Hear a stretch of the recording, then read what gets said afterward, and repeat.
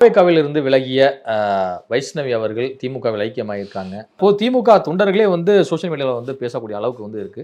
எப்படிங்க துணை முதலமைச்சர் அவர்களெல்லாம் போய் வந்து சந்திக்கிறாங்க? எத்தனையோ வருஷம் காலங்காலமா அண்ணா அறிவாலயத்தை மிதிக்க எத்தனையோ தொண்டர்கள் வந்து கட்சிக்காக உழைக்கிறாங்க. அவங்களுக்கெல்லாம் அந்த ஒரு வாய்ப்பு கிடைக்காதான்னு சொல்லிட்டு எவ்வளோ பேர் இயங்கியிருக்காங்க. இவங்களுக்கு எப்படிங்க இவ்வளோ தூரம் அதிகாரமிக்க ஒரு இடத்துல எல்லாம் வந்து உடனே சந்திக்கக்கூடிய ஒரு வாய்ப்பெல்லாம் கிடைக்குது அப்படிங்கிற மாதிரிலாம் பேசுறாங்க. இது தொண்டர்களின் குமுறல் மட்டும் கிடையாதுங்க. இதுதான் வந்து இன்னைக்கு தமிழகத்தில் இருக்கக்கூடிய ஆட்சியோடைய லட்சணம். அந்த பாப்பா இங்கேருந்து எப்படி போயிட்டு திரும்ப வரும்போது இவ்வளோ மீடியா பிரசன்ஸ் கிடைச்சது? எப்படி செந்தில் பாலாஜி அவர்கள் முன்னிலையில வந்து ஒரு இணைப்பு ஏற்படுத்த முடிஞ்சது? இன்னைக்கு செந்தில் பாலாஜி கையை பிடிச்சி கூட்டு போய் துணை முதல்வர் பக்கத்தில் நிற்க வச்சு போட்டோ எடுக்கிறாருன்னா, கட்சியில அவரை சந்திக்கணும்னு கேட்டுக்கிட்டு இருக்கிற எவ்வளோ பேருக்கு இன்னும் டைம் கொடுக்கல. 8 மாவட்டங்கள்ல இருந்து நிர்வாகிகள் வந்து ரெக்வஸ்ட் லெட்டர் எழுதி அவருக்கு அறிவாலயத்துக்கு அமிச்சு இன்னும் பதில் கடிதம் வராமல் வெயிட் பண்ணிட்டு இருக்காங்களா 1.5 வருஷத்துக்கு மேல.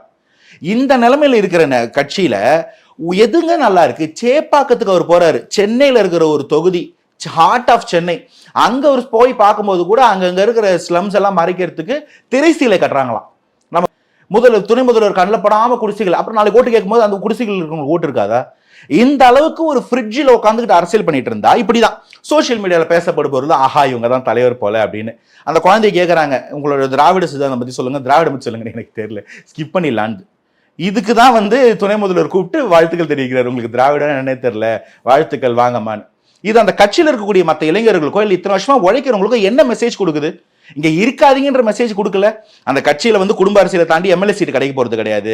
அவங்க சொல்றவங்களை தாண்டி மந்திரியா கனவு கூட காண முடியாது. ஏன் கட்சியில ஒரு நல்ல போஸ்டிங் கூட கிடைக்காது. துணை முதல்வர் கடைக்கன் பார்வை கிடைக்கணும்னா கூட அதுக்கு வந்து சோசியல் மீடியா பிரபலம் தான் முக்கியம்.